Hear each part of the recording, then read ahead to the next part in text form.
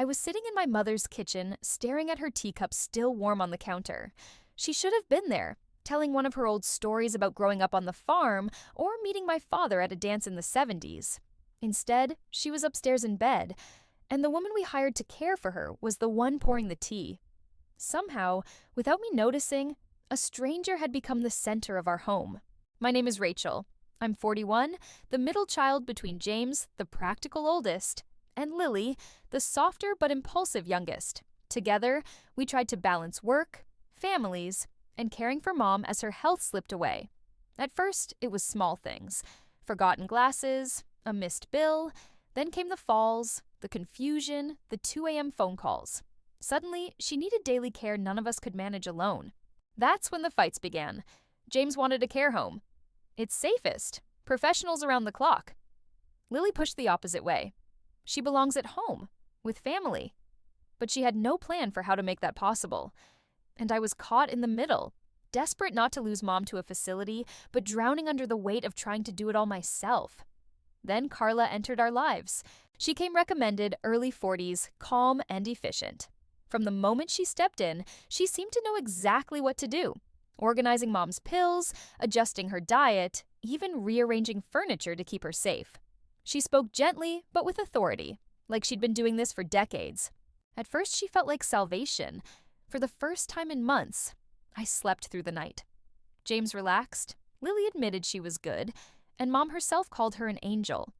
And maybe that's exactly what I thought she was. Carla settled into our lives faster than I ever expected.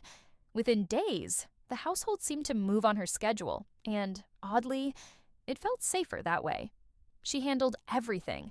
Mom's meals, her medication, even her daily routines. The house filled with the smell of stews and fresh bread. Her pillboxes were lined up like soldiers, and she had a way of sitting with Mom for hours, listening as if every fading memory was a gift. Mom noticed. One afternoon, I dropped by with groceries, expecting a smile. Instead, I found her on the sofa, talking to Carla in that girlish, relaxed voice I hadn't heard in years. When I entered, she glanced at me politely, but her eyes didn't light up the way they used to. She turned back to Carla and whispered, "She understands me. She listens." The words stung more than I wanted to admit. But part of me was relieved too. For the first time in months, I wasn't bone-tired. Carla carried the burden so easily, it was tempting to believe she belonged there. But comfort has a way of blinding you.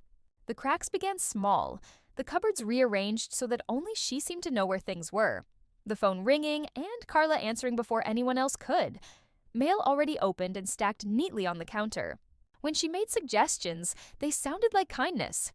Maybe I should handle the bills so she doesn't worry. Why don't I take her phone calls? She gets confused sometimes. James agreed quickly, grateful for her efficiency. Lily nodded too. Anything to keep Mom calm. But standing in the kitchen one evening, watching Carla stir soup while Mom laughed at one of her stories, I felt the chill of something I couldn't quite name. Carla wasn't just helping, she was taking over. The first thing I noticed was Mom's brooch, a small gold piece with a pearl in the center. She wore it every Sunday without fail. One day, it was simply gone. When I asked, she frowned and patted her chest, muttering that she must have misplaced it. I wanted to believe her. But when her wedding ring disappeared a week later, the pit in my stomach told me otherwise. That ring had never left her finger in 60 years. Now it was in a drawer or at the jeweler's. I never saw it again. When I pressed, Carla tilted her head with practiced sympathy. Elderly people misplace things. It's common. And Mom nodded along, scolding me for making a fuss. Every instinct screamed at me, but every time I spoke up, Mom defended her harder. Meanwhile, Carla's role expanded. She began collecting the mail, so your mom won't be overwhelmed. Bills arrived already opened, checks already written. Soon she was running errands alone. Groceries, prescriptions, even trips to the bank. James brushed off my concerns. She's doing what we can't. Be grateful. Lily agreed, happy that Mom wasn't left alone. But one afternoon I stopped by and found paperwork spread across the kitchen table. Bank forms, half tucked into a folder. At the top was Mom's shaky signature.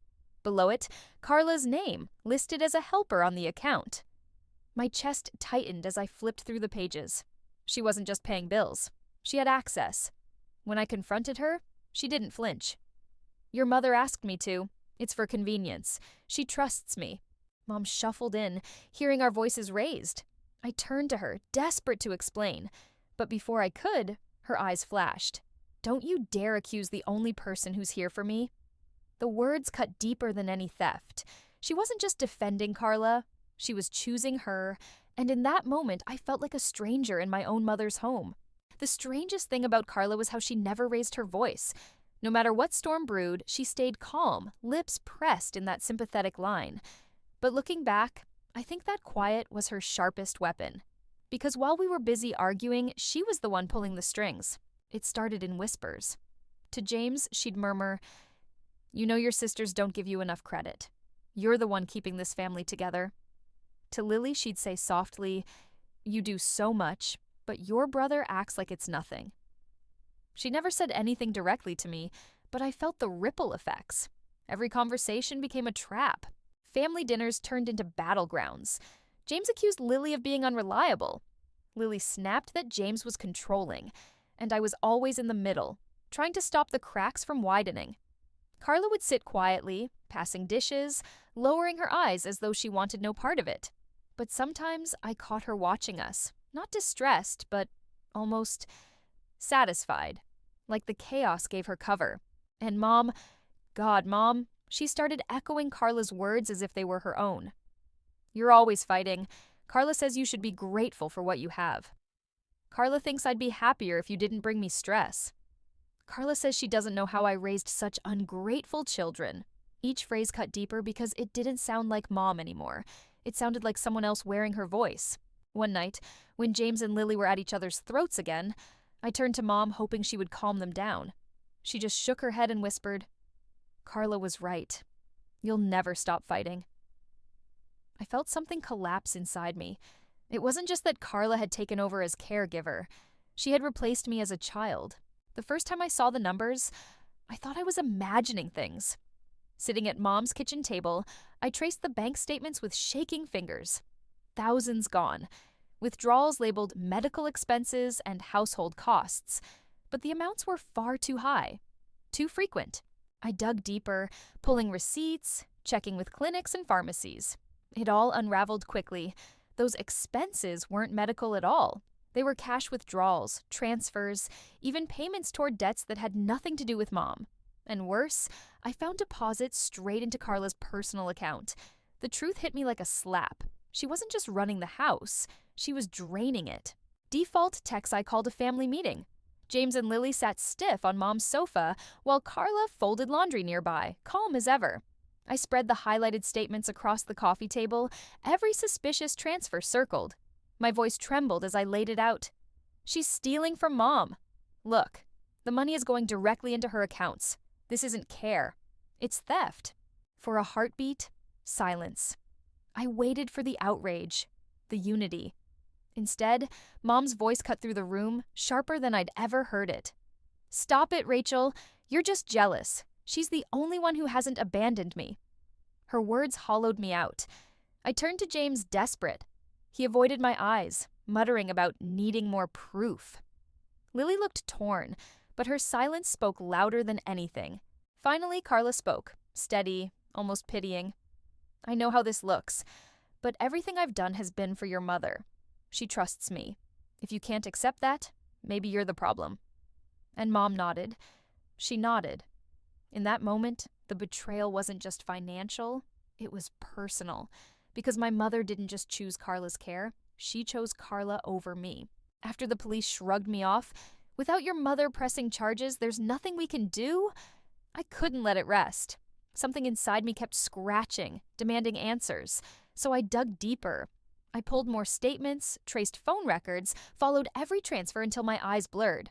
That's when I saw it. Small, regular payments leaving Carla's account. Not to Mom, not to any utility company, but to another account with a name I knew by heart. James. At first I thought it had to be a mistake. My older brother, the practical one, the voice of reason. But the trail was too clear to ignore. Carla's withdrawals funneled neatly into his accounts, covering debts, paying off loans I never knew existed. Suddenly, the pieces snapped into place. He was the one who first pushed for outside help. He was the one who vouched for her, who always defended her when I raised questions. "Don't be paranoid. She's helping us," he'd said. Helping us? No, helping him. The gambling debts he swore he'd left behind, the failed ventures he never admitted to. He hadn't just welcomed Carla into our home, he'd opened the door for her, fed her access, vouched for her loyalty. In return, she funneled him a cut of everything she stole. All those nights I thought I was fighting her alone, I was actually fighting both of them. The realization knocked the air out of me. Betrayal from Carla was one thing. She was a stranger who had fooled us all. But betrayal from James? That was blood. The brother who once promised to look out for me, who'd stood beside me at Dad's funeral, was now standing behind Carla, knife in hand. I wanted to confront him, to throw the proof in his face. But I knew how it would go. He'd deny, deflect, twist the story until I sounded paranoid. And Mom, God, Mom, she'd defend him the way she defended her angel. To her, James had always been the dependable one.